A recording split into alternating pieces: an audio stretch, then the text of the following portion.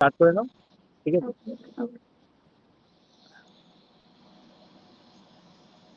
আমার আওয়াজ ক্লিয়ার আসছে না? সাউন্ড? হ্যাঁ হ্যাঁ হ্যাঁ। ওকে। এক সেকেন্ড শুভশ্রী, হ্যাঁ হ্যাঁ স্টার্ট করার আগে সবাইকে একটু বলে দিও মাইকটা যেন একটু অফ করে রাখতে। হ্যাঁ, সবাই মাইক একটু অফ রাখবে আর ভিডিও যাদের অন আছে সেটা অফ রাখবে। হ্যাঁ,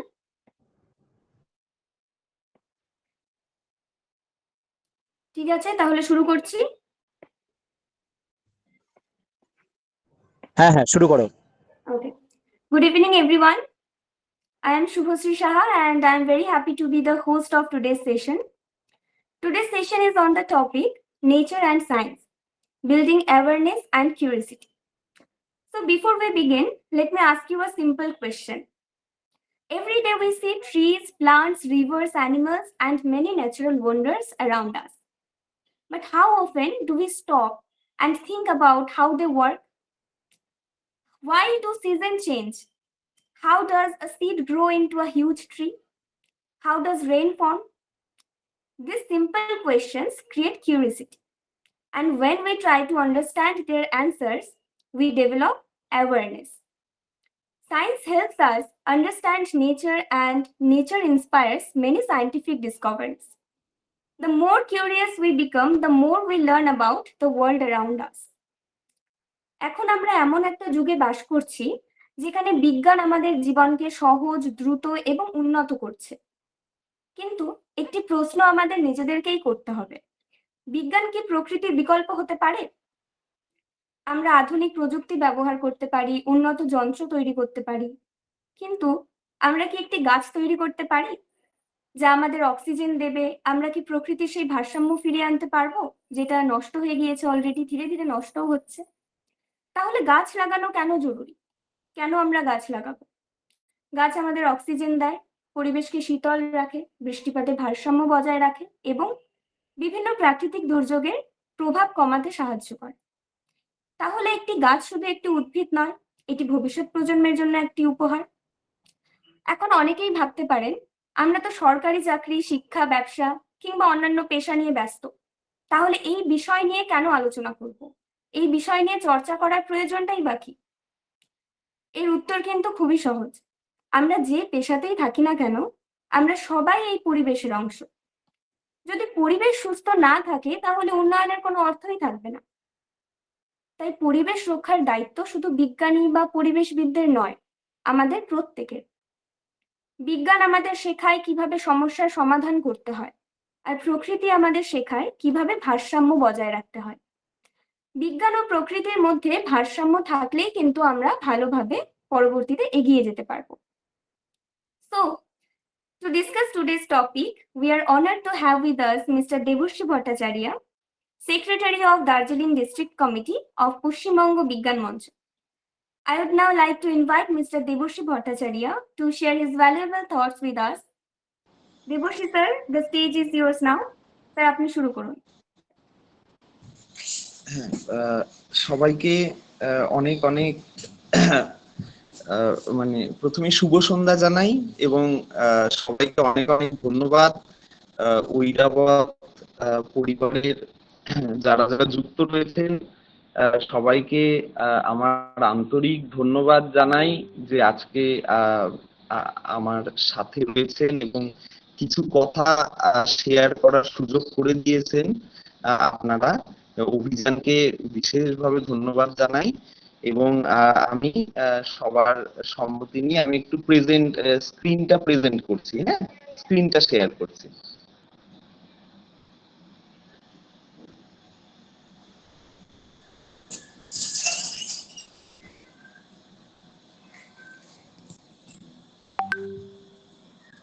আচ্ছা, আমার স্ক্রিনটা দেখা যাচ্ছে? হ্যাঁ হ্যাঁ, দেখা যাচ্ছে। হ্যাঁ, দেখা যাচ্ছে। হ্যাঁ, আচ্ছা, তাহলে আমি দেখতে পাচ্ছি না স্যার। দেখা যাচ্ছে এবার? হ্যাঁ স্যার, স্ক্রিনটা দেখা যাচ্ছে। দেখা যাচ্ছে। আচ্ছা আচ্ছা, প্রথমে অভিযান যেটা আমাকে বলেছিল যে নেচার অ্যান্ড সায়েন্স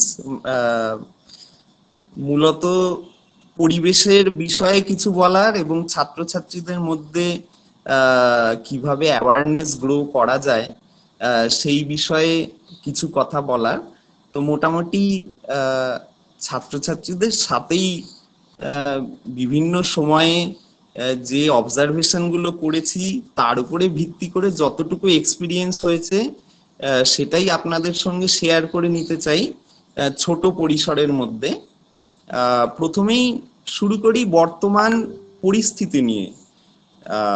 গোটা বিশ্ব এখন যেভাবে পরিবেশ সংকটের মধ্যে রয়েছে সেটা আমাদের সবারই অল্প বিস্তর জানা।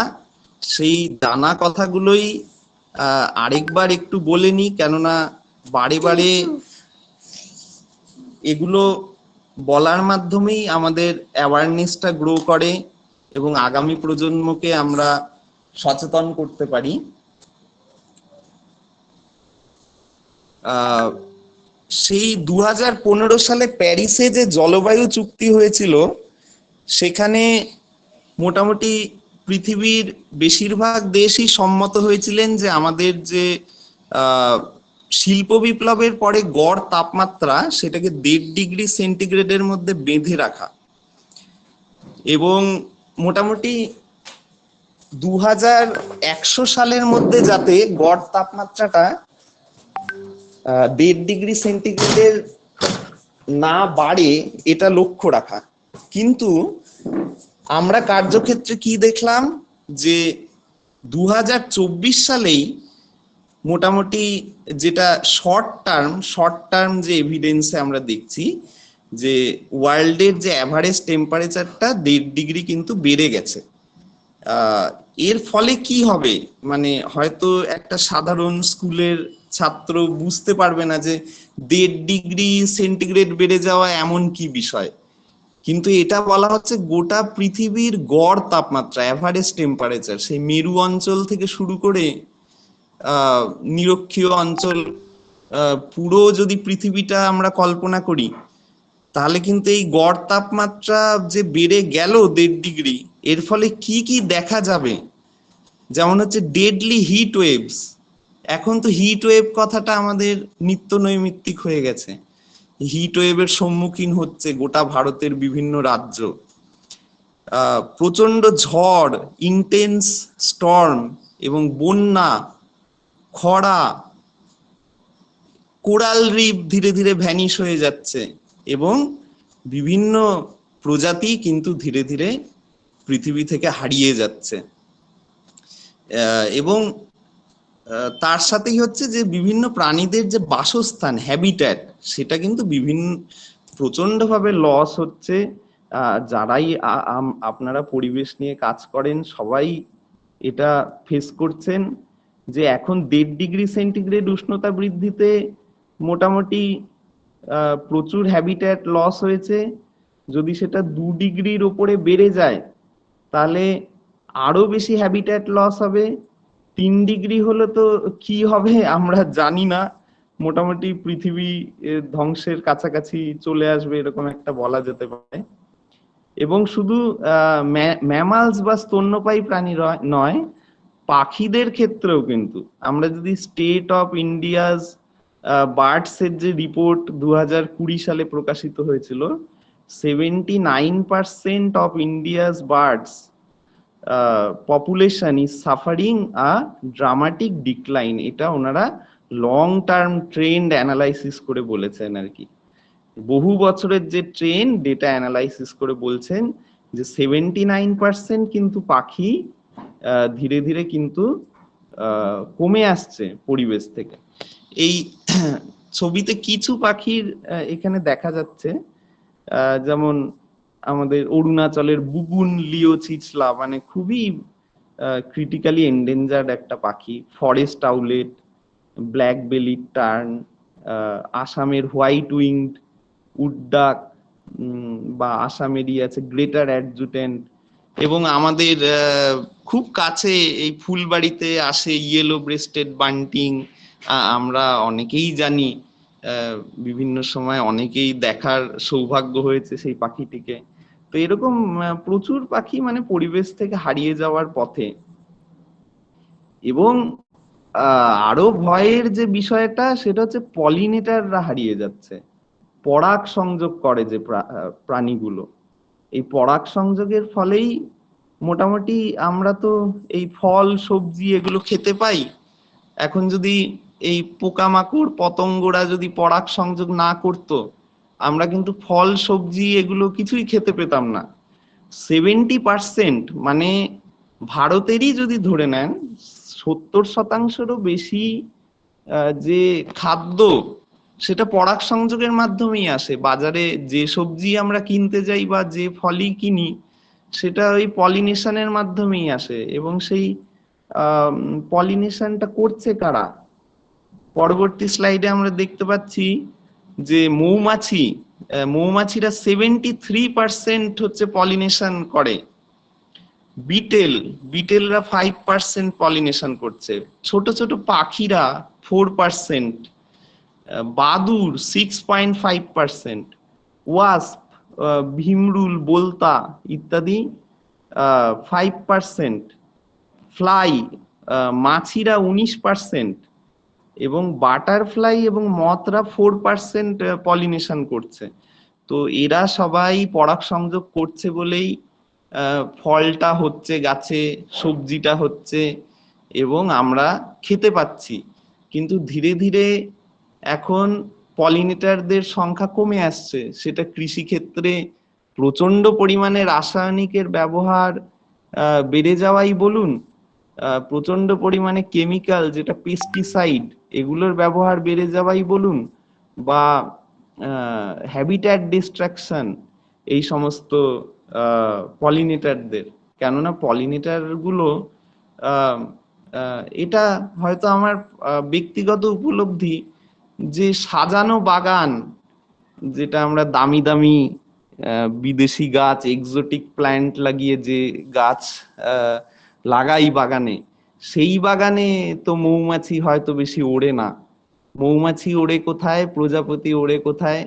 ওই যে বাড়ির পাশের যে অগোছালো জায়গাটা, যেখানে বিভিন্ন জংলি গাছ, আমরা যাদেরকে আগাছা বলি, সেই আগাছাগুলো নিজের খেয়ালে বেড়ে উঠছে, সেইখানে কিন্তু পলিনেটার এই বিভিন্ন ধরনের মৌমাছি বোলতা ভিমরুল কিন্তু সেখানে ঘুরে বেড়ায়।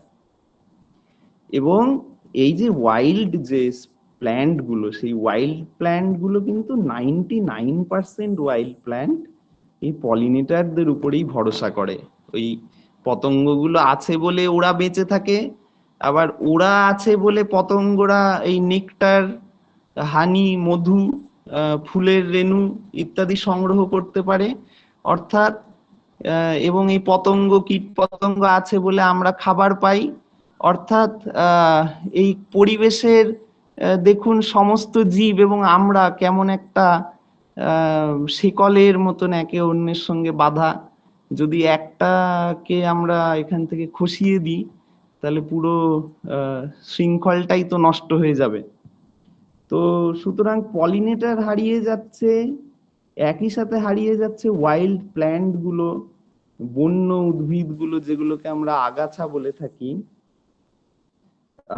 এবং যদি আমরা প্ল্যান্টের কথায় আসি, মোটামুটি তারা যে শুধু পলিনেটারকে বাঁচিয়ে রাখছে তা নয়, তারা কিন্তু আমাদের ওষুধ সরবরাহ করে। দেখুন ডেটা অনুযায়ী পুরো পৃথিবীতে 30,000 থেকে 70,000-এর গাছের প্রজাতি এরা হচ্ছে ট্র্যাডিশনাল মেডিসিন হিসাবে মানুষ কিন্তু ব্যবহার করেন। এবং ভারতেও ministry of environment and forests এর গভর্নমেন্ট অফ ইন্ডিয়ার তথ্য অনুযায়ী 7,500-র বেশি প্রজাতি ঔষধি হিসাবে ভারতে ব্যবহার করা হয়।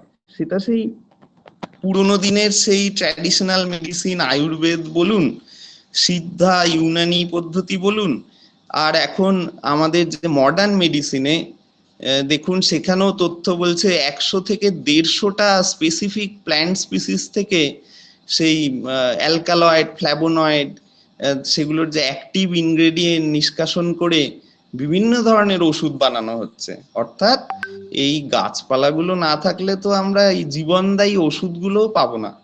এবং 84% কিন্তু এখনো ব্লাইন্ড স্পট অবস্থায় আছে। অর্থাৎ 84% গাছ এখনো আমরা পরীক্ষা করেই দেখিনি যে ওগুলোর মধ্যে মানে কি কি ঔষধি গুণাবলী রয়েছে। এ বিষয়ে একদম একটা পৌরাণিক কাহিনী বলা সঙ্গত হবে মনে করি। সেই তক্ষশিলার বিখ্যাত আচার্য ছিলেন ঋষি আত্রেয়। তিনি তার ছাত্রদেরকে বলেন যে তোমরা জঙ্গল থেকে এমন একটা গাছ খুঁজে নিয়ে এসো যেটার কোনো ঔষধি গুণ নেই। তো সমস্ত ছাত্র কিছুক্ষণ পরে হাতে একটা করে গাছ খুঁজে নিয়ে চলে আসলো, কিন্তু তার শিষ্য জীবক কিন্তু আর ফিরছেন না। অনেক পরে সন্ধ্যাবেলা জীবক ফিরে আসলেন শূন্য হাতে। তখন ঋষি আত্রেয় জিজ্ঞাসা করলেন যে তুমি এত দেরি করলে কেন? তখন জীবক বলল যে গুরুদেব, আমি তো এমন কোনো গাছই পেলাম না যেটার কোনো ঔষধি গুণ নেই। মনে হয় আমার এখনো অনেক শিক্ষা বাকি। তখন আত্রেয় বললেন যে একমাত্র তোমারই শিক্ষা সম্পূর্ণ হয়েছে।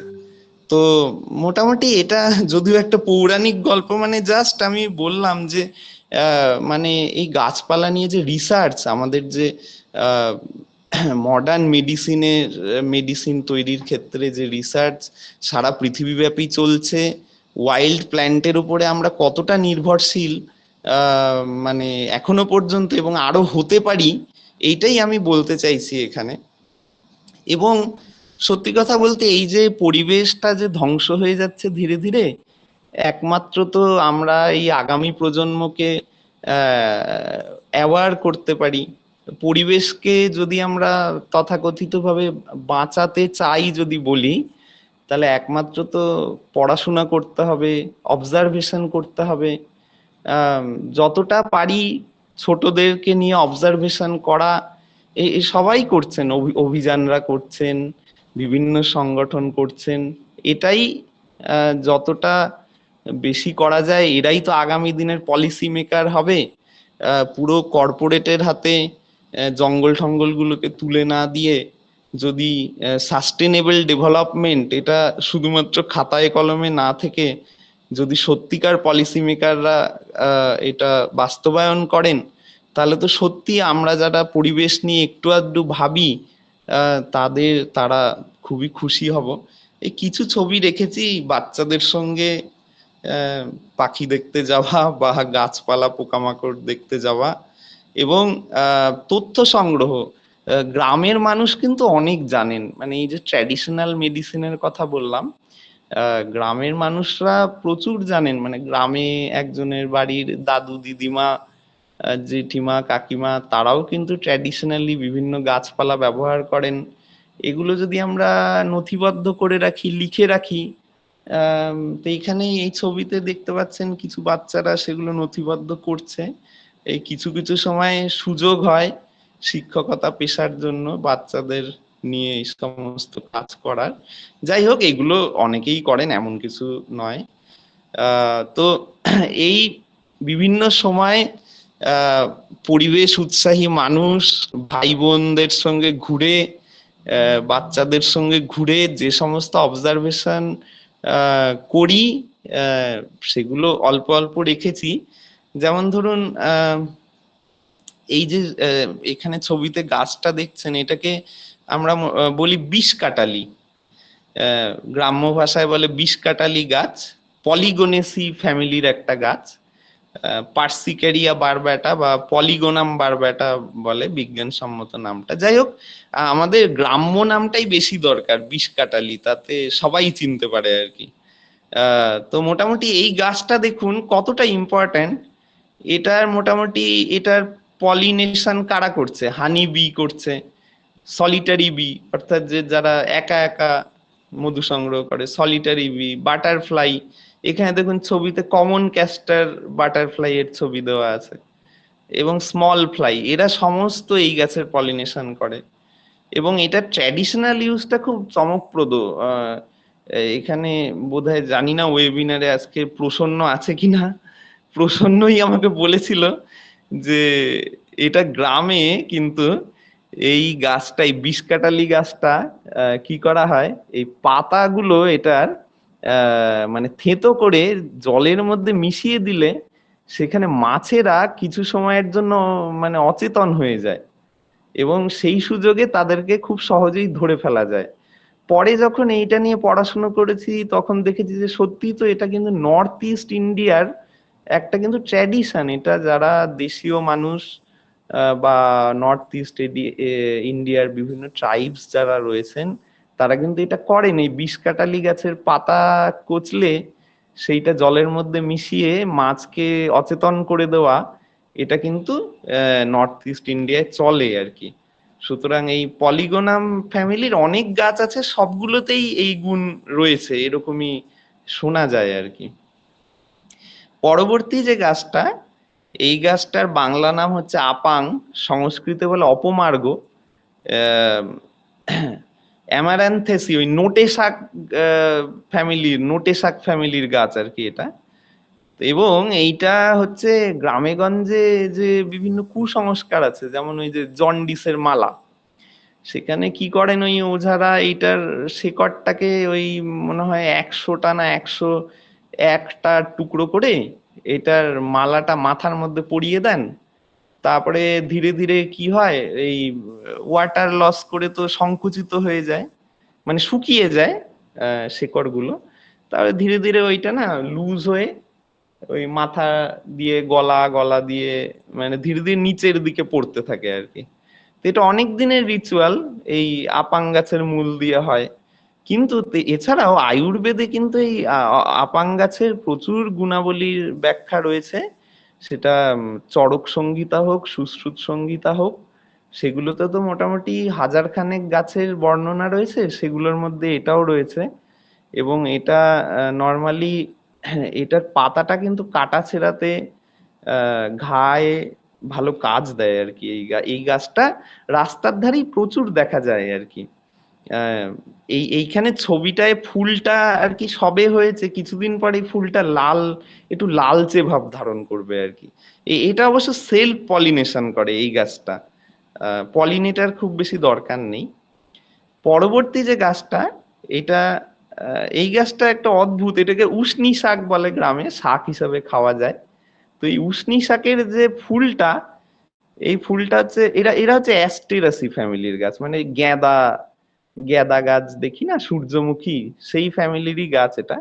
ছোট্ট ছোট্ট ফুলগুলো হয় এবং এই ফুলগুলো হচ্ছে লোকাল অ্যানেস্থেসিয়ার কাজ করে। মানে আমরা যদি 4-5টা ফুল দাঁতের মধ্যে নিয়ে চিবোই তাহলে কিন্তু আমাদের ওই মাড়ির এবং সংলগ্ন জিভের জায়গাটা পুরো অসাড় হয়ে যাবে কিছুক্ষণের জন্য। এটা আমরা বাড়িতেও করে দেখেছি।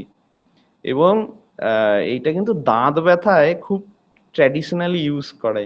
দাঁত ব্যথা হলে এই গাছের 2-3টে ফুল ছিঁড়ে ওই জায়গাটা চিপে রাখলে দাঁতে কিছুক্ষণের মধ্যেই ব্যথাটা কমে যায়। সুতরাং এই উষ্ণি শাকের যে ফুলটা, এটা এক ম্যানিকুলাটা নামটা, তো এই ফুলটা কিন্তু খুবই কাজে লাগে। পরবর্তী আরেকটা গাছের ছবি রয়েছে, বেরেলা গাছ, সিডা কর্ডিফোলিয়া। বেরেলা গাছ হচ্ছে ওই মোটামুটি জবা গাছের যে ফ্যামিলি, সেই জবা গাছের ফ্যামিলির গাছ, ছোট্ট ছোট্ট হলুদ ফুল হয়। এবং এই সিডা জেনাসের মধ্যে মানে 3-4টে স্পিসিস তো আলাদা আলাদা স্পিসিস আমাদের এই তরাই অঞ্চলেই দেখা যায়। দেখুন এই গাছটার পলিনেটারদের মধ্যে যেমন মৌমাছিরা রয়েছে, আবার এরকম এগ ফ্লাইও রয়েছে। এই এগ ফ্লাইটা আমি এখানে দেখিনি, কিন্তু এটা আমি বইয়ে পেয়েছি যে এই ড্যানাইড এগ ফ্লাইটা এই কর্ডিফোলিয়ার উপরে নির্ভর করে। যদিও এগ ফ্লাই এর এই স্পিসিসটা আমি আমাদের আশেপাশে দেখিনি, অন্য এগ ফ্লাইটা আছে, যাই হোক। তো এটাও কিন্তু ট্র্যাডিশনাল মেডিসিন। যদি আপনারা অ্যামাজনেও যদি খোঁজেন, এই সিডা পাউডার, মানে এটার ওই গাছের যে পাউডারটা, এটা অ্যামাজনে অ্যাভেলেবেল। এটা ওই বিভিন্ন মানে এনার্জেটিক মেডিসিন হিসাবে বিক্রি হয়। বিভিন্ন ব্যাপার রয়েছে, আমি তো ঠিক এই ডাক্তারি বিদ্যা কিছুই জানি না, মানে ট্র্যাডিশনাল ইউজ গুলো লেখার চেষ্টা করি, জানার চেষ্টা করি, মানুষের কাছে শোনার চেষ্টা করি। তো এই আর কি। আর এই গাছটা এটা রাস্তার ধারে প্রচুর হয়। মোটামুটি যদি আহ, এই আমাদের ফুলবাড়ি বাইপাস আশেপাশে নকশালবাড়ির দিকে অনেক আছে।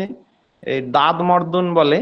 এই গাছের পাতাটা মানে থেতো করে ওই চর্মরোগে খুব উপকারী, চুলকানি, দাঁত, এক্সিমা এগুলোতে উপকারী। এবং এটার যে পলিনেটার দেখুন, কার্পেন্টার বি, অর্থাৎ এই কার্পেন্টার বি কিন্তু কাঠের মধ্যে ফুটো করে বাসা বানায়। হ্যাঁ, এরা কিন্তু এই গাছ থেকে পোলেন সংগ্রহ করে। আরো অনেক গাছ থেকে করে, তার মধ্যে এটা একটা। মানে এই গাছের পোলেন সংগ্রহ করতে গেলে বেশ শক্তিশালী পতঙ্গ দরকার আর কি। তো কার্পেন্টার বিরা ওটা করতে পারে আর কি। তো এটা ছিল দাঁত মর্দন গাছ। ফ্যাবেসি অর্থাৎ ফ্যাবেসির মধ্যে পড়ে যাচ্ছে আপনার পি ফ্যামিলি, মটরশুটি যে ফ্যামিলির গাছ, সেই ফ্যামিলির গাছ এটা। এই যে গাছটা দেখছি, এই গাছটা কে বলে ওলট কম্বল। অদ্ভুত নামটা, ওলট কম্বল। এই গাছটা ট্র্যাডিশনালি গ্রামে ব্যবহার হয়। মায়েদের যে বিভিন্ন সমস্যা, ঋতুজনিত সমস্যা, সেগুলোতে এই গাছের যে কাণ্ডটা টুকরো টুকরো করে কেটে জলের মধ্যে ভিজিয়ে রাখেন এবং সেই জলটা নাকি খাওয়া হয় আর কি। তো এটা আমি বিভিন্ন সময় বিভিন্ন জায়গায় পড়েওছি যে এটা কিন্তু বিভিন্ন ডাক্তারবাবুরাও এটা নিয়ে বিভিন্ন রিসার্চ করেছেন এবং সত্যি সত্যি এটাতে প্রচুর ঔষধি গুণ রয়েছে। এবং এটার পলিনেশন করে বিভিন্ন ধরনের ফ্লাই, হবার ফ্লাই হোক, ফ্রুট ফ্লাই হোক, এই ধরনের মাছিরা কিন্তু এটার পলিনেশন করে। পরবর্তীতে যে গাছটা দেখছি এটা হচ্ছে সোলেনাম নাইগ্রাম, অর্থাৎ কাক মাছি গাছ। বাংলায় বলে কাক মাছি। কাকেরা নাকি এই ফলটা পছন্দ করে, জানি না, আমি কিন্তু কাককে কখনো এই ফলটা খেতে দেখিনি, কিন্তু এটার বাংলা নামটা হচ্ছে কাক মাছি। এই ফলটা পাকলে কালো কালো হয়ে যায়। এই গাছটা খুবই কমন, অনেকেই দেখে থাকবেন, রাস্তার ধারে হয়, জঙ্গলে হয়, ঝোপে ঝাড়ে হয়। এবং এটা সোলেনাম অর্থাৎ বেগুন এবং আলু যে যে ফ্যামিলির গাছ, মানে বেগুন এবং আলু সেই ফ্যামিলির গাছ এটা আর কি। টমেটো ওই ফ্যামিলির গাছ। তো এটা হচ্ছে বাম্বেল বি, পলিনেটারটা হচ্ছে বাম্বেল বি। এবং এটার কিন্তু ওই একই নামে সোলেনাম নাইগ্রাম নামে হোমিওপ্যাথি ওষুধও আছে। একটু নেটে সার্চ করলেই পাবেন সোলেনাম নাইগ্রাম হোমিওপ্যাথি ওষুধ। বিভিন্ন ব্যথা ট্যাথার ক্ষেত্রে, ইনফ্লামেশন, পেটের সমস্যা, এগুলো তো ট্র্যাডিশনালি এগুলো ইউজ হয় আর কি। এই গাছটা আমি ট্র্যাডিশনাল এই সমস্ত ইউজের দিকে বেশি নজর দিচ্ছি না, কারণ এগুলো তো কেউ মানে ব্যবহার করুক ওইভাবে আমি চাই না, কারণ এগুলো ডাক্তারের পরামর্শ না নিয়ে, সঠিক এক্সপার্টের পরামর্শ না নিয়ে ব্যবহার করা উচিত নয় আর কি। তবুও এগুলো খুব মজার ব্যাপার যে ট্র্যাডিশনালি একটা গাছ কেমন করে ব্যবহার হচ্ছে, এটা বেশ মানে কৌতূহল উদ্দীপক। এবং রিসার্চাররা যদি এগুলো নিয়ে আরো গবেষণা করেন, নিশ্চয়ই নতুন নতুন বিষয়গুলো বেরিয়ে আসবে। আমরা তো জাস্ট অবজার্ভ করি, উৎসাহীদের সাথে আমরাও উৎসাহী এই বিষয়ে। এই পরবর্তী দুটো গাছ রেখেছি, কেননা একটা হচ্ছে কালো মেঘ, কালমেঘ গাছ, আর একটা চিরতা গাছ। তো কালো মেঘটাই যখন শুকিয়ে বিক্রি করা হয় অনেকে বলে এটাই চিরতা, কিন্তু আসলে তা নয়। কালো মেঘ হচ্ছে আমাদের তরাই অঞ্চলে মানে যেটা সমতলের উদ্ভিদ, আর চিরতা কিন্তু আহ পাহাড়ি অঞ্চলের। দেখুন, কালো মেঘটাও মোটামুটি ওই কৃমির চিকিৎসায় ব্যবহার হয় ঘরোয়া ভাবে। অনেকেই বাচ্চাদের কৃমির সমস্যা হলে কালো মেঘ পাতা খাওয়ান, পেটের সমস্যায় কালো মেঘ খাওয়ান। হ্যাঁ, এবং চিরতাটা কিন্তু একটা ক্রিটিক্যালি এন্ডেঞ্জার্ড, মানে এই চিরতা গাছটা। এই চিরতা গাছের বিজ্ঞানসম্মত নামটাই সোয়েটিয়া চিরাইতা। এটা ফ্যামিলিটাও আলাদা। এটা পাহাড়ে কিন্তু প্রচুর ভাবে এমন ভাবে মানুষ সংগ্রহ করেছে যে এই গাছ পুরো মানে ধ্বংস করে দিয়েছে, মানে চিরতা এখন আর দেখাই যায় না। কালো মেঘ তো আশেপাশে প্রচুর আছে, চিরতা কিন্তু আর দেখা যায় না পাহাড়ে। এবং বিভিন্ন যে ওষুধের কোম্পানি তারাও কিন্তু এই চিরতা সংগ্রহ করে এটার থেকে অ্যালকালয়েড, ফ্ল্যাভোনয়েড ইত্যাদি বের করে ওষুধ বানায়। এবং এটা রয়েছে ওই ব্রিটিশ ফার্মাসিউটিক্যালস, ওনাদের এখানে নথিবদ্ধ রয়েছে চিরতার গুণাগুণ। তো সুতরাং এটা বাইরের থেকে বহু ফার্মা কোম্পানি এসে এই গাছটা নিয়ে চলে যায় এবং স্থানীয় মানুষ বিক্রি করে। এই করে চিরতা কিন্তু মোটামুটি পাহাড়ে ক্রিটিক্যালি এন্ডেঞ্জার্ড হয়ে পড়েছে।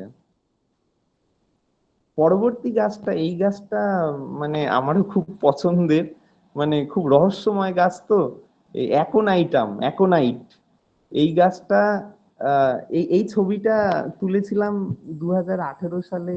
সান্দাকফু গেছিলাম, তখন এটা তোলা ছবিটা, সান্দাকফু পার করে ফালুট যাওয়ার পথে। তো এটা কিন্তু মারাত্মক বিষ। সান্দাকফু যে পশ্চিমবঙ্গের সর্বোচ্চ শৃঙ্গ, সান্দাকফু শব্দটা তো লেপচা শব্দ। সান্দাকফু মানে হচ্ছে বিষের পাহাড়। তো সেই বিষ কোনটা? এই অ্যাকোনাইটই হচ্ছে সেই বিষ। বিকে ভঞ্জন, এই সান্দাকফুর নিচে আছে না উপত্যকাটা, বিকে ভঞ্জন। বিকে ভঞ্জন মানে কি? বিষের উপত্যকা। সেই বিষের উপত্যকায় এই অ্যাকোনাইটের বিভিন্ন স্পিসিস ভরে থাকে আর কি। মানে থাকতো একটা সময়, এখনো থাকে। এই মোটামুটি সেপ্টেম্বর অক্টোবরে এই অ্যাকোনাইটের ফুলগুলো হয়। এবং মানে এটা এতই বিষ যে আগেকার দিনে যখন ভেড়া বা ছাগল এগুলো যখন মেষপালকরা নিয়ে যেত, মানে পশুপালকরা নিয়ে যেত পাহাড়ে চড়ানোর জন্য, তো ওদের মুখে না জাল লাগিয়ে রাখতো যাতে এই গাছের পাতা চিবিয়ে না ফেলে। চিবিয়ে ফেললে ঘন্টা খানেকের মধ্যে মৃত্যু, মানে এটা মানুষের ক্ষেত্রেও। কিন্তু তবুও এই অ্যাকোনাইট কিন্তু ট্র্যাডিশনালি আয়ুর্বেদে এর ব্যবহার রয়েছে। বৎসনাভ সংস্কৃতে একে বলে, বৎসনাভ। এবং অ্যাকোনাইটের হোমিওপ্যাথিক ওষুধও আমরা জানি রয়েছে। আহ, এটার থেকে অ্যালোপ্যাথি ওষুধ তৈরি হয় কিনা এটা আমার জানা নেই, কিন্তু হোমিওপ্যাথি অ্যাকোনাইটের কথা আমরা জানি। এবং ট্র্যাডিশনালি তীরের ফলায় এই গাছের পাতা থেতো করে ওই তীরের ফলায় লাগিয়ে বিভিন্ন পশু শিকার করা হতো আগেকার দিনে। বিষাক্ত তীর বানানো হতো অ্যাকোনাইটাম স্পিসিস দিয়ে আর কি। এইরকমই পাহাড়ের আরেকটা খুব সুন্দর গাছ রডোডেনড্রন, এটা নিশ্চয়ই সবাই জানেন। এই এই ছবিগুলো ওই আরেকবার 2016 সালে মার্চ মাসে সান্দাকফু যাওয়ার সময় তোলা। এবং প্রচুর বিভিন্ন রঙের রডোডেনড্রন, যারাই গেছেন অনেকেই নিশ্চয়ই গেছেন, হেঁটে গেলে এগুলো দেখা যায় আর কি। বিভিন্ন কালারের রডোডেনড্রন, প্রায় 24 ধরনের রডোডেনড্রন আছে আমাদের দার্জিলিং হিলসে। এবং কিছু কিছু আছে বিষাক্ত। ওখানকার স্থানীয় মানুষরা বলেন যে লালিগুড়াসের যেটা রডোডেনড্রন, সেটা হচ্ছে একেবারে বৃক্ষ জাতীয় বড় বড় গাছ হয় লালিগুড়াসের।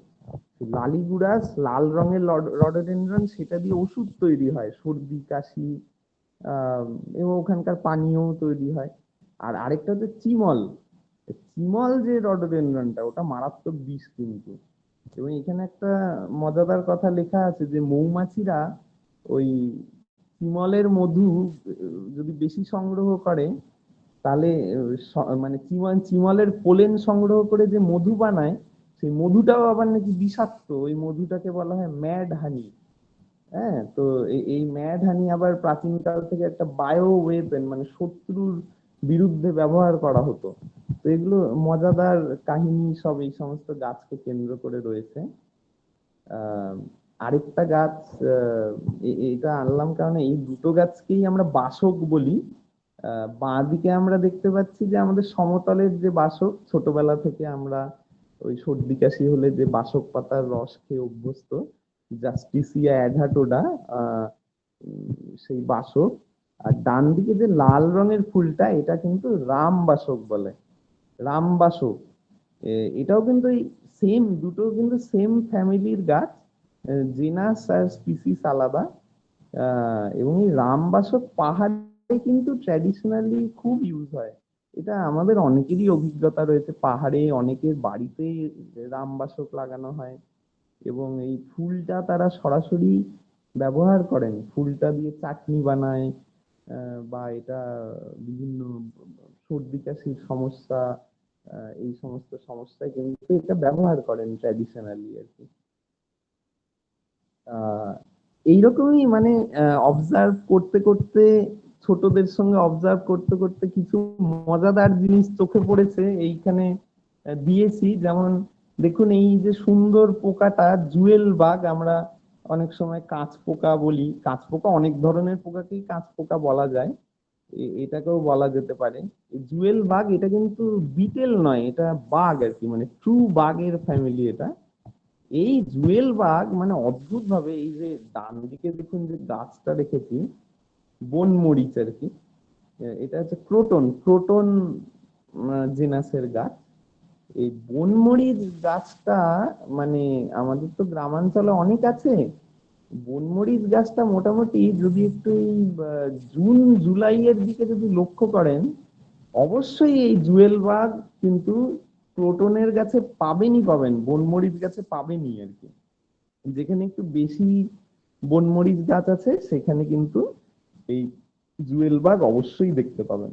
এবং এরা নিজের পুরো যে লাইফ সাইকেল এই বনমরিচ গাছের উপর নির্ভরশীল। বনমরিচ গাছটা না, পাতাটা ভাঙলে সাদা রঙের গাঢ় রস বেরোয়, এই রসটা ওরা কিন্তু ওরা খায়, ওদের নিম দশায় বা পূর্ণাঙ্গ দশা হতে ওরা এই রসটা শোষণ করে, ওরা পুষ্টি পায়। এবং গ্রামে গঞ্জে বহু মানুষ, ছেলেরাও খেলাধুলার সময় এই গাছের পাতাটা ভেঙে নিয়ে ওই যদি কেটে ছড়ে যায় ওইখানে লাগিয়ে নেয়, ঠিক হয়ে যায়। এটা কমন একটা প্র্যাকটিস রয়েছে আর কি গোটা পশ্চিমবঙ্গ জুড়েই। এই বনমরিচ গাছ এবং জুয়েল বাগের একটা মারাত্মক সম্পর্ক রয়েছে, একটা ইন্টার ডিপেন্ডেন্স রয়েছে, এটা খুব মজার ব্যাপার আর কি। পরবর্তী যে ছবিটা দেখুন, গোল্ডেন টর্টয়েস বিটেল, এই যে ঠিক কচ্ছপের মতন দেখতে, কি সুন্দর একটা পোকা। এই পোকাটা মানে খুব কমই দেখা যায় আজকাল, আগে তো অনেক দেখতাম। এরা ওই কলমি জাতীয় গাছে, মানে মর্নিং গ্লোরি ফ্যামিলি, কনভলভুলেসি বলি, কনভলভুলেসি ফ্যামিলির গাছে কিন্তু এরা থাকে, এরা কনভলভুলেসি ফ্যামিলির উপরে ডিপেন্ডেন্ট। মানে এই দেখুন ছবিতে রয়েছে ঢোলকলমি গাছ। এই ঢোলকলমি এমনি আগাছা হিসাবেই আছে। এই ঢোলকলমি গাছের একটা মজাদার কাহিনী হচ্ছে যে যখন পর্তুগিজরা আমাদের দেশে এসেছিলেন ভারতবর্ষে, তখন পর্তুগিজরাও তো মোটামুটি গির্জা বানিয়েছিলেন ভারতে।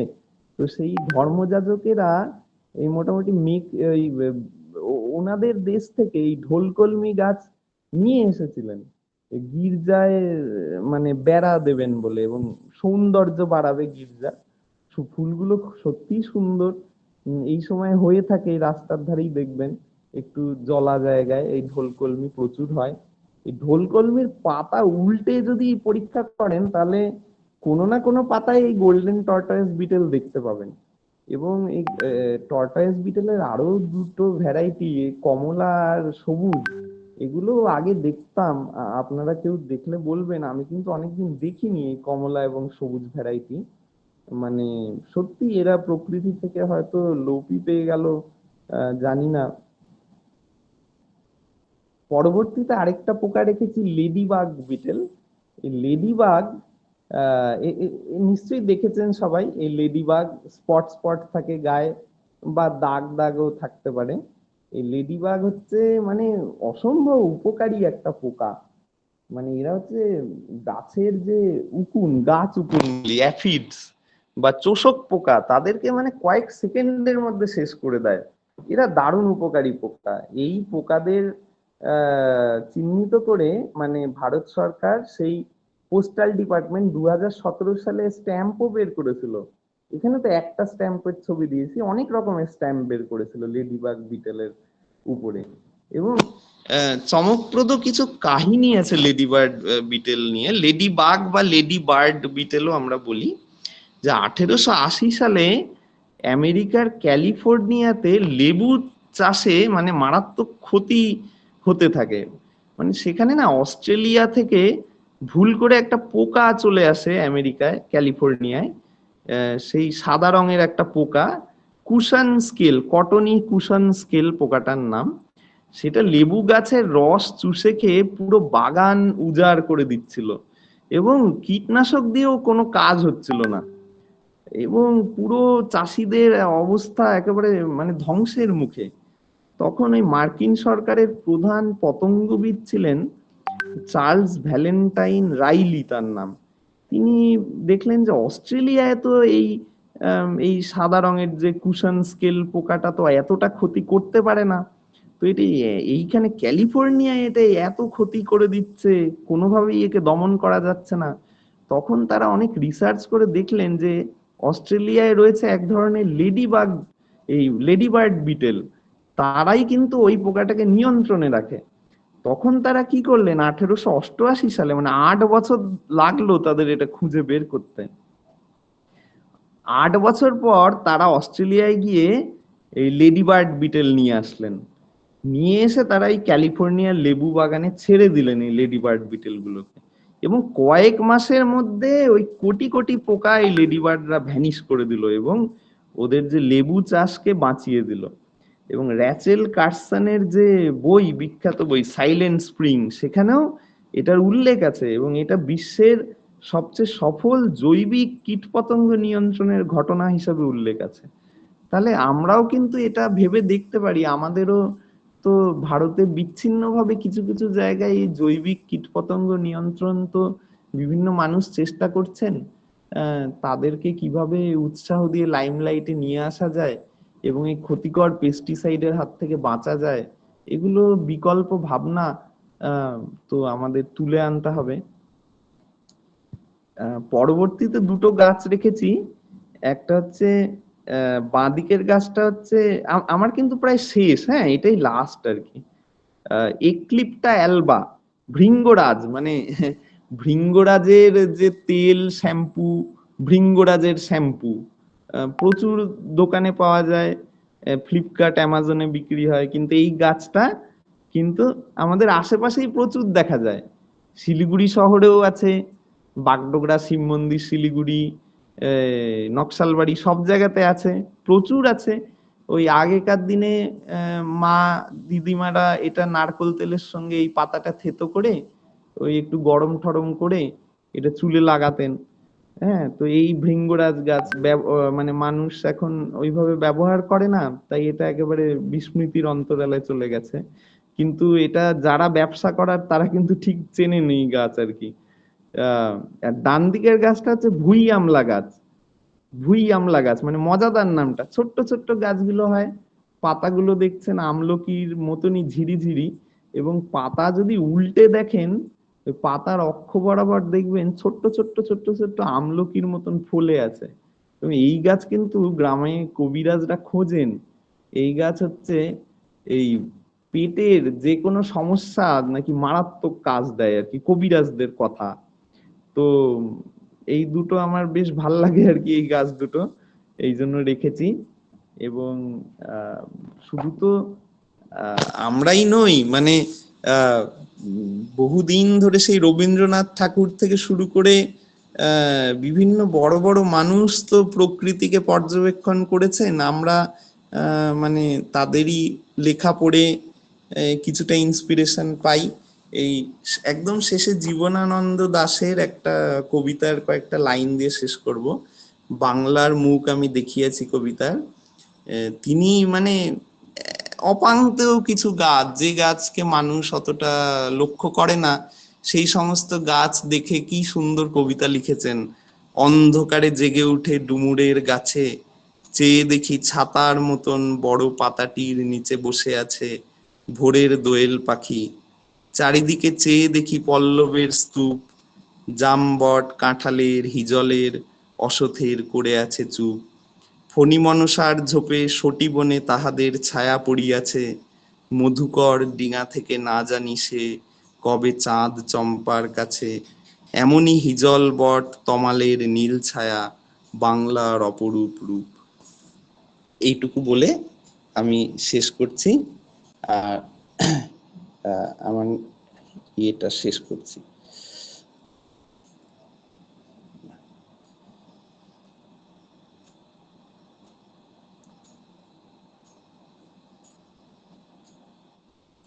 Okay.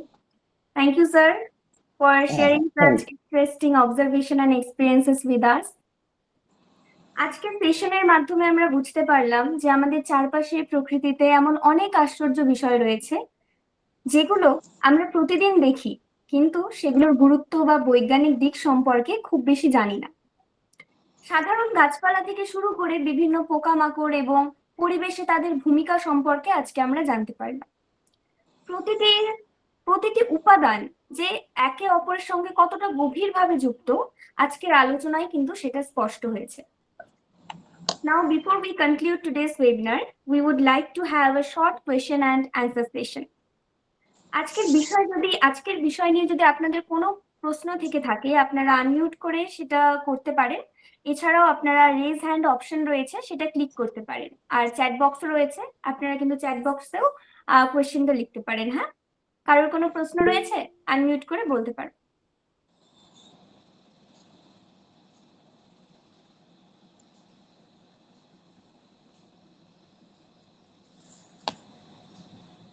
কেউ কারোর যদি কোনো প্রশ্ন কোনো থাকে? রকম করতে চায়, কেউ যদি কোনো রকম প্রশ্ন করতে চায় বা কিছু জিজ্ঞাসা করা থাকে,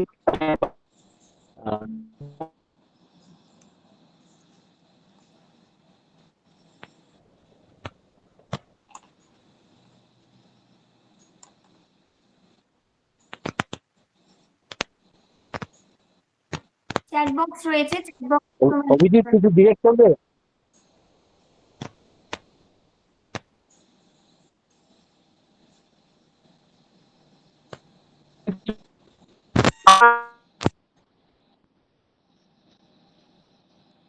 হ্যালো। হ্যাঁ, শোনা যাচ্ছে। হ্যাঁ, বলছি যে এটা আমার অভিজ্ঞতা। দেবশ্রী স্যারের কাছ থেকে আমি শুনছিলাম, খুব ভালো একটা সেশন ছিল। পরিবেশের ক্ষতি, পরিবেশ দূষণ, তারপরে বাস্তুতন্ত্রের উপর একটা প্রভাব, গাছপালা নিয়ে, গাছপালার উপকারিতা নিয়ে বিভিন্ন রকমের চর্চা, খুব ভালো লাগলো। তো আমার একটা অবজারভেশন যেটা আমি শেয়ার করতে চাইছি সেটা হচ্ছে, বিগত কয়েক বছর ধরে দেখছি এই উত্তরবঙ্গের বিভিন্ন নদীর চরগুলোতে তরমুজ চাষিরা ব্যাপক মাত্রায় পেস্টিসাইডস ব্যবহার করছেন। এটা আপনারাও হয়তো উপলক্ষ্য করেছেন।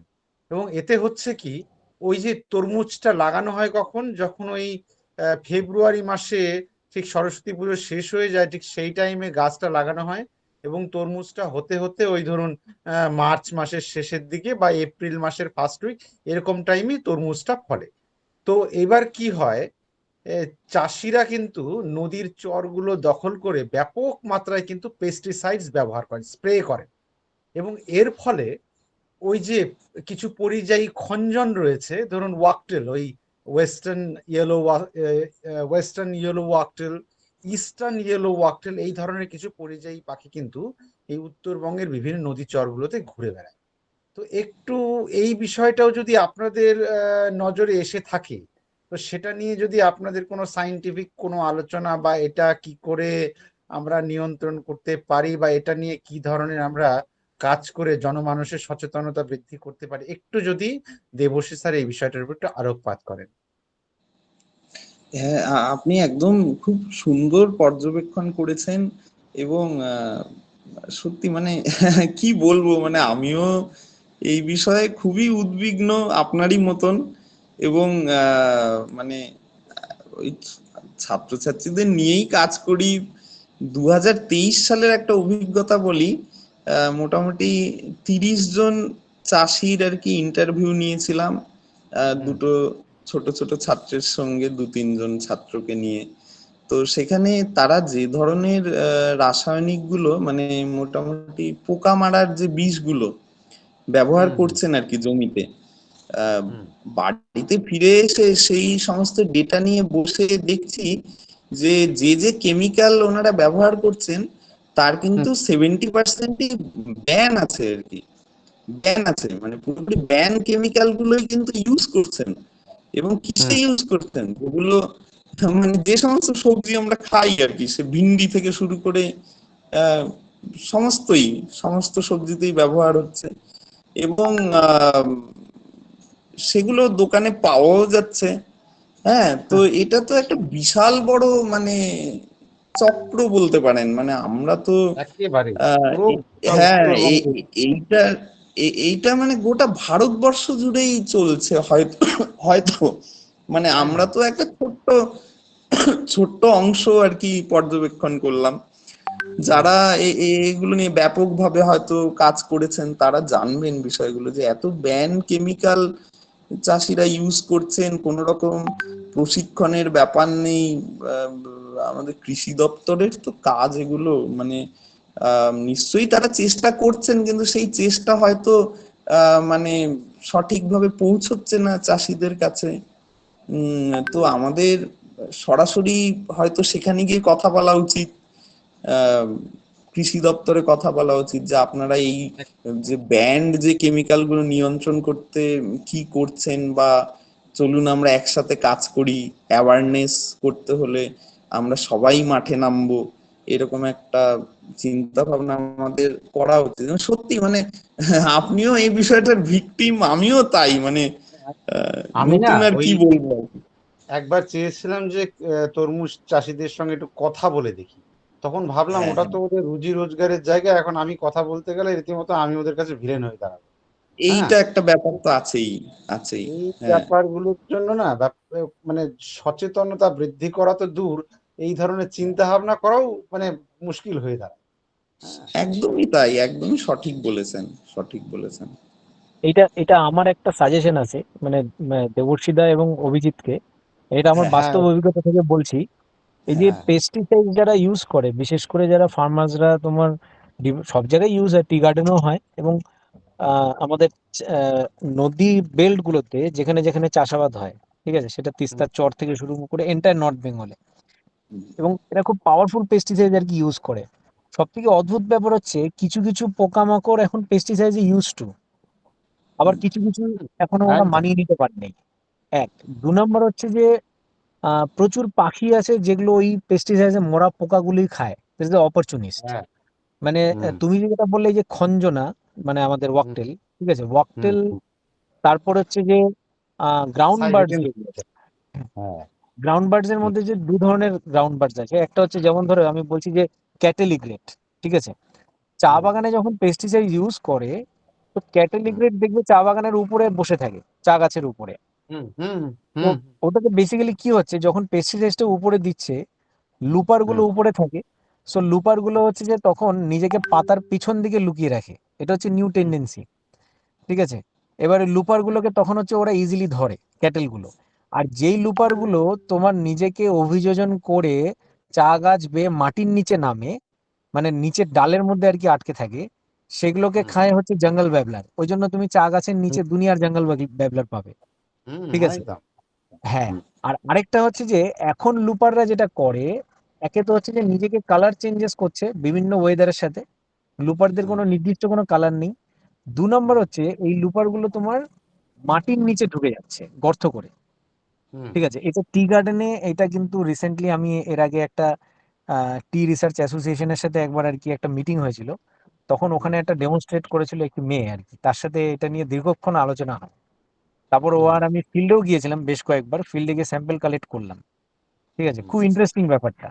কিন্তু আমার যে যে জিনিসটা বলার সেটা হচ্ছে যে এই যে গ্রামে গঞ্জে বা নদীর বেডে যে পেস্টিসাইড গুলো ইউজ হয় না, এটা হুম, তোমরা যদি সাপোজ বা যে কেউ আমরা যদি ওটা নিয়ে তথ্য কালেক্ট করতে চাই, এটা কিন্তু হুম, অনেকে দেবে না, কৃষকরা দেয় না। হুম, তো সেক্ষেত্রে দেয় না। তোমাকে তোমাকে সেখানে রিপ্রেজেন্ট করতে হবে as a journalism point of view থেকে, হুম, ঠিক আছে, যে আমি, তোমরা কৃষক, তোমাদের কি কি ধরনের সমস্যা হচ্ছে, ঠিক হুম, আছে, এই সমস্যা নিয়ে তোমরা বললে ওরা তখন তোমাকে জিজ্ঞাসাবাদ করবে, হ্যাঁ আপনারা কোন চ্যানেল থেকে এসেছেন বাগেরা বাগেরা।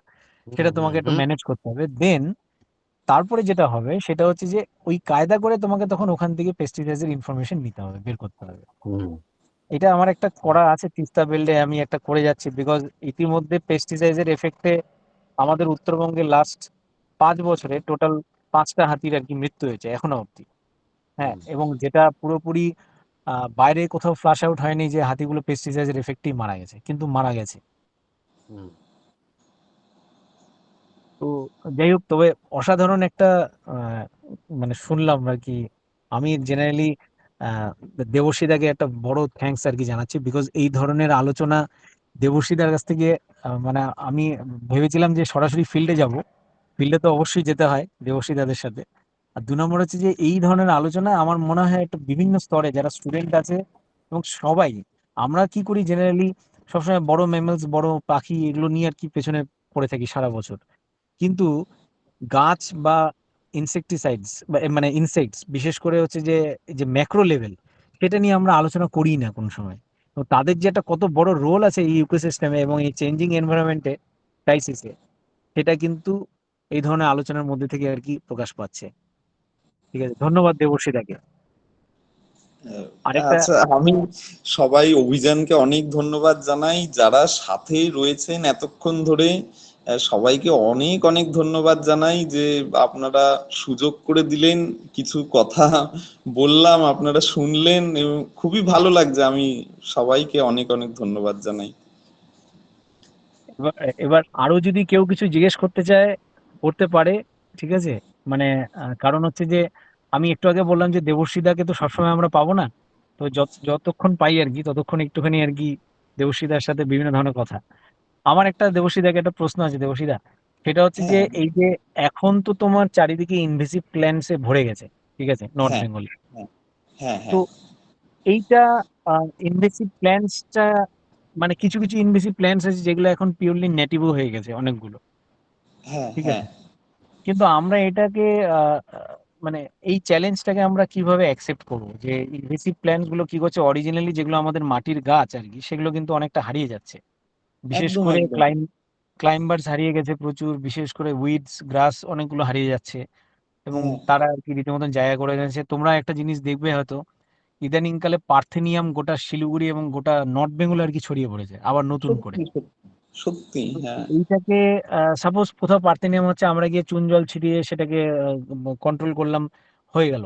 কিন্তু এটা সলিউশন না, দিজ আর লাইক ব্যান্ডেজ। কোনো একটা জায়গায় কেটে গেলে আমরা ব্যান্ডেজ লাগাচ্ছি, but what is the solution যেটা আমরা একটা লং টার্ম প্রসেসের মধ্যে দিয়ে যেতে পারি? তোমার কি মনে হয়?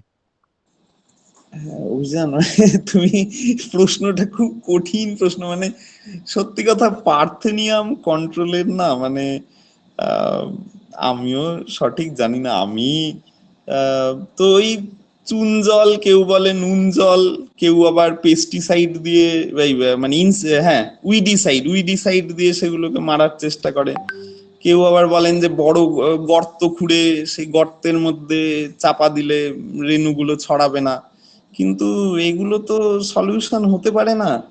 তবে এটা সত্যি আমিও জানি না, মানে এটা আমিও স্বীকার করছি, পার্থেনিয়াম কন্ট্রোল করার কি প্রসেস হতে পারে, এটা আমিও চিন্তার মধ্যেই রয়েছি।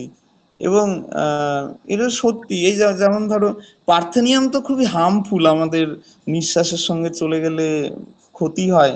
এছাড়া অনেক ইনভ্যাসিভ, তুমি তো জানোই, অনেকেই জানেন এখানে যারা রয়েছেন, ওই ল্যান্টেনা তো উম, কি ভীষণ ভাবে চারিদিকে হয়েছে। তবে ল্যান্টেনা এমন একটা গাছ যেটাতে আবার প্রচুর প্রজাপতি আবার সেখানে ডিপেন্ডেন্ট রাইট, আর কি, মোটামুটি। হোস্ট প্ল্যান্ট হিসেবে আর কি ইউজ করে। হ্যাঁ, 7 থেকে 8 ধরনের প্রজাপতি তো ওখানে মানে দেখাই যায় আর কি ল্যান্টেনাতে। রাইট, আবার রাইট। আরেকটা গাছ যদি দেখি, ওই আমরা মটমটিয়া বলতে পারি, ওই ক্রোমালেনা ওডোরাটা বলে বিজ্ঞানসম্মত নামটা, হ্যাঁ, হ্যাঁ, মটমটিয়া হ্যাঁ, গাছ। ওই তোমার ফুলবাড়িতেও আছে, ওই যে আমরা হাঁটি না বাঁধের ধার ধরে, ওই হ্যাঁ, হ্যাঁ, হ্যাঁ, ওখানে যে দুই পাশে যে জঙ্গলটা রয়েছে, ওই মটমটিয়ারই জঙ্গল আর কি। হ্যাঁ, তো ভাট যেটাকে বলে আর কি। হ্যাঁ, হ্যাঁ, নেপালি তো একটা নাম রয়েছে, না ভাট না, ভাটটা তো আমাদের এখানে নেটিভ আর কি। ও আচ্ছা, আচ্ছা, ভাট, যেটাকে আমরা ভাট ওটাকে নেই। ওটাকে বলে বনমারা, বনমারা। বনমারা, হ্যাঁ বনমারা, ঠিক ঠিক, একদম ঠিক বলেছেন নামটা, ওই বনমারা, ওটাও তো ইনভ্যাসিভ আর কি। ওইটাও এবং ইনভেস্টিভ, রাইট, রাইট। হ্যাঁ, এবং পড়ছিলাম যে এটাও কিন্তু মানে এই যে মানে ওয়েদার চেঞ্জের একটা কুফল, মানে এই যে এক্স্যাক্টলি, মারাত্মক একদম ভাবে ঠিক। ওয়েদার চেঞ্জ হচ্ছে, এটার একটা কনসিকুয়েন্স হচ্ছে ইনভ্যাসিভ স্পিসিস কিন্তু আমাদের নেটিভ স্পিসিস গুলোকে মানে হারিয়ে দিয়ে ওরা যুদ্ধে জিতে যাবে, মানে এই ওয়েদার চেঞ্জের এটা অন্যতম একটা কুফল আর কি, যে এক্স্যাক্টলি, ইনভ্যাসিভ এক্স্যাক্টলি। স্পিসিসদের জয় হবে, মানে এটা একটা, মানে একটা আরেকটার সঙ্গে রিলেটেড আর কি। তো তো তাই তো আসল যে সমস্যার উৎসটা কোথায় আমাদের সবারই ভাবা দরকার আর কি। এই এই এই একদমই ঠিক। হ্যাঁ। এটা এটা মানে আমার সিন্স লাস্ট, মানে এটা যদি আমি 10 বছরের একটা হিসাব দেখি, 10 বছরের লাস্টে অ্যারাউন্ড 3.7% আর কি আমাদের নর্থ বেঙ্গলের ফরেস্ট, ঠিক আছে, শুধুমাত্র বার্নড হয়েছে because of invasive plants. Invasive plants গুলো কি হচ্ছে, যেখানে ক্লাইমেটের ফ্ল্যাকচুয়েশন হচ্ছে সেখানে ইনভেসিভ বেশি গ্রো করে। এবার ইনভেসিভ গ্রো করে লাইক ল্যান্টেনা কামারা হচ্ছে, ওর ডালপালা অনেক বুশি টাইপের হয় একটা গাছ। উত্তরাখণ্ডে এই লান্টানা কামারার জন্য লেপার্ড কনফ্লিক্ট অনেক বেড়ে গেছিল, because that is a shelter point for leopard. কিন্তু আমাদের এখানে যেটা হয়েছে, এই লান্টানা আর এই যে জার্মানি মাইকেনিয়াস, এই যে ইনভেসিভ প্ল্যান্টস গুলো, এগুলো হচ্ছে জঙ্গলের নেটিভ স্পিসিস গুলোকে নষ্ট করে দিল। So basically this land is totally dominated by sal and segun, Tectona grandis. তো শাল আর সেগুনের জঙ্গলের নিচে যে আন্ডারগ্রোথটা, সেটা হচ্ছে এখন আর নেটিভ স্পিসিস নেই, that is dominated by the invasive. এবার এই ইনভেসিভ গুলো কি হচ্ছে, ড্রাই সিজনে তো পাতা ঝরে যাচ্ছে, so it become a very easier point for to access এই যে ফায়ার আউটব্রেক করার জন্য। আমি একটা আগুন লাগিয়ে দিলাম, সো আগুনটা ইজিলি আর কি সেখানে ছড়িয়ে যাচ্ছে। এই করে বিগত লাস্ট, আমি যদি গেল বছরের কথাই বলি, গেল বছরে অনলি শুধু 3.7% ফরেস্ট আমরা নর্থ বেঙ্গলে হারিয়েছি শুধুমাত্র এই মানে জঙ্গলে আগুন লাগার জন্য। এবং আগুন লাগানোর ফলে ওই যে এন্টায়ার ফরেস্টের মধ্যে যে কত যে ইকোসিস্টেম, কত যে ছোট ছোট যে ম্যাক্রো গুলো ছিল, সব নষ্ট হয়ে গেছে প্রচুর। তো এটাই আর কি এখন একটা ভাবনা চিন্তা করা প্ল্যান। তবে উত্তরবঙ্গ একটা যে ক্লাইমেট চেঞ্জের মানে ক্লাইমেট যে ফ্ল্যাকচুয়েশন হচ্ছে, তার এফেক্ট যে একটা হচ্ছে, সেটা আমরা এখন বুঝতে পারছি, বিকজ আজকে দেবর্ষীদের কথায় সেটা আর কি প্রকাশ পেলো, প্ল্যান্টস, ইনসেক্টস সবকিছুই। এবং যার একটা কি পয়েন্ট আগামী দিনে হবে হচ্ছে যে আমাদের নেক্সট যারা আসবে, যাদেরকে গ্রিন টর্চটা আর কি ক্যারি করতে হবে, তারা হচ্ছে এই বিষয়গুলোকে সামনে রেখে আর কি লড়াই করতে হবে তাদেরকে। সেটাই। এবং এই যে এখন যে অতি বর্ষণ, মানে এটাও তো ক্লাইমেট চেঞ্জেরই কুফল। মানে যখন বর্ষাটার প্রয়োজন নেই তখন বর্ষা হচ্ছে, বিভিন্ন সবজি ক্ষতিগ্রস্ত হচ্ছে আর কি, তাই বিভিন্ন তো ফসল ক্ষতিগ্রস্ত হয়ে যাচ্ছে। এটা চাষিদের সঙ্গে কৃষকদের সঙ্গে কথা বললেই বোঝা যায়। অনেকেই জানেন যে যে সময় বৃষ্টির দরকার নেই, আশ্বিন মাসে বৃষ্টির দরকার নেই, প্রচন্ড বৃষ্টি হয়ে গেল। প্রত্যেকবারই দেখি যে দুর্গাপুজোর আগে প্রচন্ড বৃষ্টি হয়, ওই বাঁধ ঠিয়ে ভেঙে যায়, ব্রিজ টিজ ভেঙে ঠেঙে দিয়ে একাকার কাণ্ড আর কি হচ্ছে। মানে আমরা ওই যে 1.5 ডিগ্রি সেন্টিগ্রেড উষ্ণতা বৃদ্ধির কবলে পড়ে গেছি আর কি, সেই ডিজাস্টার গুলোর সম্মুখীন হচ্ছি আর কি, এই আর কি। হ্যাঁ, সেটাই। তবে এখন একটা জিনিস বলার, প্রত্যেককে এই সাজেশনটা দেওয়ার, যারা আমরা উত্তরবঙ্গে থাকি, আমাদের কাছে একটা বড় ছাতা হচ্ছে হিমালয়। তো এবং এখন শুধুমাত্র যে আমরা পাখি দেখা, গাছ দেখা বা হাতি দেখা, বাঘ দেখা, এই জিনিসটা যে আমাদের চলছে, এটা তো চলবে, কিন্তু এর সাথে আমাদের যে জিনিসটা এখন করতে হবে, প্রত্যেকের কাছে we all have in Android mobiles, আমাদের প্রত্যেকের কাছে আছে, আমাদের কাছে প্রচুর অ্যাপ আছে এখন। এবং যেখানে যা পাচ্ছি, হোয়াট এভার উই হ্যাভ, আমরা যেখানে যা পাচ্ছি প্রত্যেকটা জিনিস রেকর্ড করি। এবং রেকর্ড করে, রেকর্ডটা শুধুমাত্র ইন্টারনেট বা মোবাইলের সীমাবদ্ধ যাতে না থাকে, রেকর্ড করে সেটা কোনো একটা জায়গায় লিখে যাওয়া, ঠিক আছে। এবং বিশেষ করে এটা ভীষণ দরকার, কারণ পরবর্তী যে জেনারেশন গুলো থাকবে তারা কতটা কি পাবে, আমার যথেষ্ট দৃঢ় ধারণা। বিকজ এখন একটা মানুষের মধ্যে বড় একটা টেন্ডেন্সি কি, আমি জানবো কিন্তু বাকিদেরকে আমি কতটা জানতে দিব আমি সেটা জানি না, ঠিক আছে। কিন্তু এই জিনিসটা থেকে বেরোতে হতে লাগবে, বিকজ এই যে জানার যে ব্যাপারটা, সেটা কিন্তু এই বীজটাকে ছড়িয়ে দিলে কোনো লাভ নেই। আমি রিসার্চ করি, পেপার পাবলিশ করি, যাই করি না কেন, সেই পেপারটা যদি 50 জন নাই দেখলো, তাহলে তো আমার কোনো কাজে লাগলো না। তো এটা আমার মনে হয় প্রত্যেকে ইকুয়ালি আর কি এই জিনিসটা স্প্রেড করতে হবে, যে যতভাবে যেভাবে পারে, হোয়াট এভার দি অ্যাক্সেস। হ্যাঁ, তবে একটা জিনিস মাথায় রেখে যে এইখানে আমি, মানে আমি একটা ছোট্ট এক্সাম্পল দিচ্ছি। উত্তরবঙ্গে স্যালামেন্ডার আমরা সবাই জানি, হিমালয়ান নিউট আর কি। তো স্যালামেন্ডার একটা জায়গায় পাওয়া যেত, এটা একটা কনজারভেশনের আর কি পার্ট, ঠিক আছে। এটা সবার শুনে রাখার গল্পটা ভালো। যতদিন স্যালামেন্ডারটা জুরাসিক যুগের প্রাণী, এন্ডেমিক ছিল, এটা মানুষ জানতো, ঠিক আছে। কিন্তু যতদিন স্যালামেন্ডারটা গোপনে ছিল ততদিন ও ঠিকঠাক ছিল। যবে থেকে স্যালামেন্ডারটা নিয়ে নিউজ হলো, দ্যাট ইজ ইন 2002-তে, তবে থেকে এটা ভারতবর্ষের একটা নামকরা গ্রুপের কাছে আর কি এই নোটিশটা আসে যে হ্যাঁ এইখানে আমাদের দার্জিলিং হিলসে, মিরিক হিলসে স্যালামেন্ডার আছে এবং তার হ্যাবিটেট আছে, সেখানে পাওয়া যাচ্ছে। তো suddenly salamander become very critically endangered, তখন হওয়া শুরু করলো। হওয়ার পরে যেই লোকটা স্যালামেন্ডারের সাথে থাকতো এবং বাইরে থেকে দেখতো যে স্যালামেন্ডার রাস্তা ক্রস করে এক ডোবা থেকে অন্য ডোবায় যাচ্ছে, ঠিক আছে, সেই লোকটার কাছে স্যালামেন্ডারটা তখন হয়ে গেল একটা ব্যবসার জায়গা। বিকজ ও তখন দেখলো এই স্যালামেন্ডারটা দেখার জন্য প্রচুর লোক আসছে এবং সে তখন কি করলো, দুটা স্যালামেন্ডার সেই পুকুর থেকে উঠিয়ে বয়মের মধ্যে রেখে দিত। বাইরে থেকে লোক আসতো, তাকে 700 টাকা 800 টাকা দিয়ে স্যালামেন্ডারটা দেখাতো।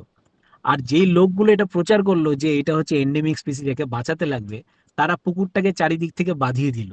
সো বেসিক্যালি ওর ন্যাচারাল জায়গাটাকে গিয়ে আমরা নষ্ট করে দিলাম এবং ওর যে ন্যাচারাল যে চলাচলের জায়গাটা সেটাকে আমরা হ্যাম্পার করলাম।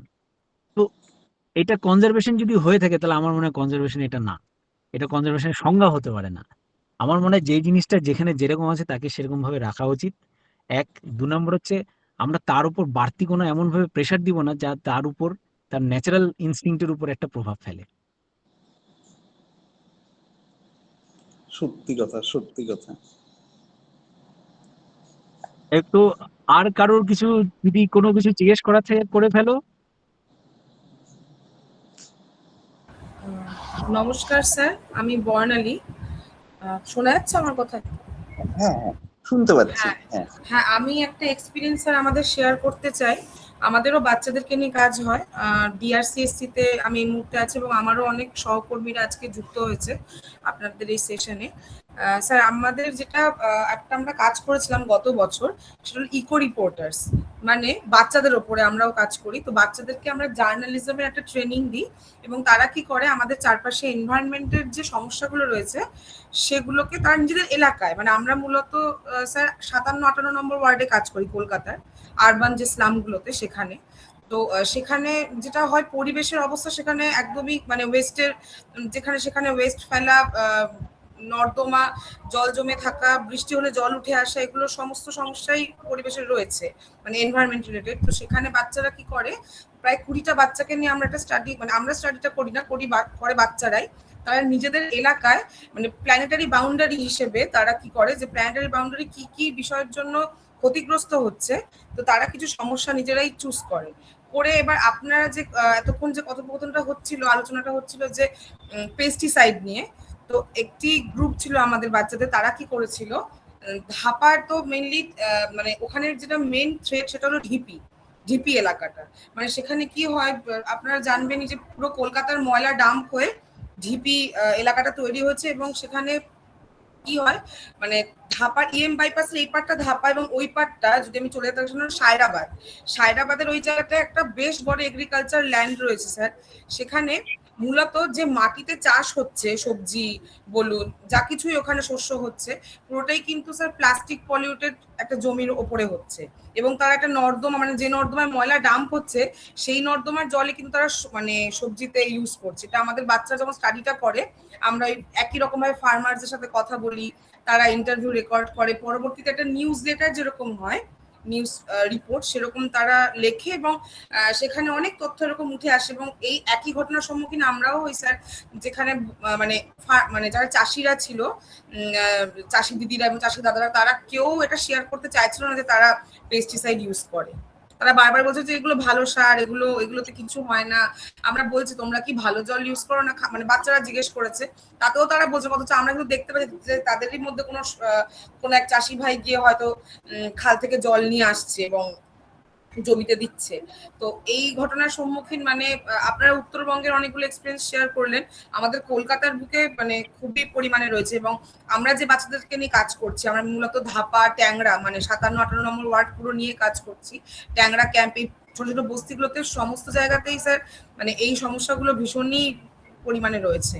মানে এটা আমাদের একটা ছোট্ট এক্সপিরিয়েন্স আমি মানে শেয়ার করলাম আমাদের ডিআরসিএসসি ফিল্ড থেকে। একদম একদম।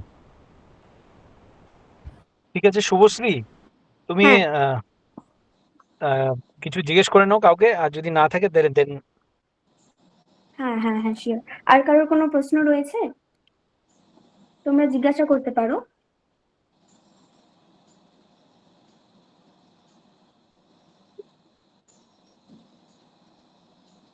আচ্ছা, তো আশা করি আর কোনো প্রশ্ন নেই, তাই তো?